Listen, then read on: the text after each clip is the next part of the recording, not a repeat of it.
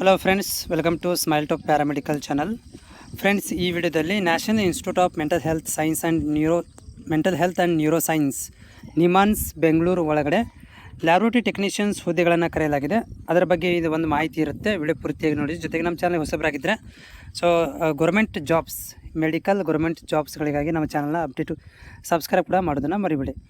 ಇದೇನು ಕೇಳಿದ್ದಾರೆ ಅಂತಂದರೆ, application invited from eligible candidates for the post of laboratory technicians on contract basis. Okay, ಇದು contract basis ಮೇಲಿದೆ.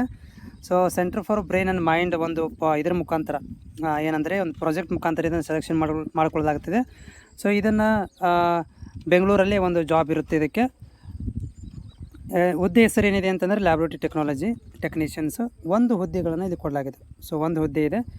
Qualification, essential qualifications BSc MLT 3 ವರ್ಷ ಅಥವಾ MSc MLT 1 ವರ್ಷ ಎಕ್ಸ್ಪೀರಿಯನ್ಸನ್ನು ಹೊಂದಿರಬೇಕು.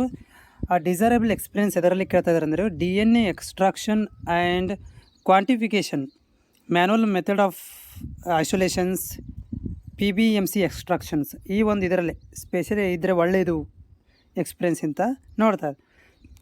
ಜಾಬ್ ರೆಸ್ಪಾನ್ಸಿಬಲ್ ಏನಿರುತ್ತೆ ಅದರಲ್ಲಿ assist the range of cells, molecular biology, biochemistry assay including extraction of DNA, RNA, protein from the cell and tissues. Immunohistochemistry ಮತ್ತು immunofluorescence, western blot, real time PCR etcetera ಇವುಗಳ ಒಂದು ಏನಿರ್ತವೆ ಅಂದರೆ ಒಂದು ಕೆಲಸವನ್ನು ಮಾಡಬೇಕಾಗತ್ತೆ.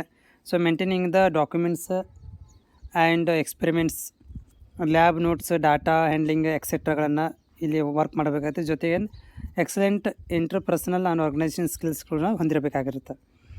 35 age age limit is 35. Consolidated per month salary ಏನಂದರೆ 40,000 rupees per month ಇರುತ್ತೆ. It is a 1 year contract basis ಇರುತ್ತೆ. Extension also depends upon your performance. Extension ಕೂಡ ಮಾಡ್ತಾರೆ. ಪ್ರಾಜೆಕ್ಟ್ ಇರೋದು 2028 ತನಕ ಪ್ರಾಜೆಕ್ಟ್ ಇರುತ್ತೆ.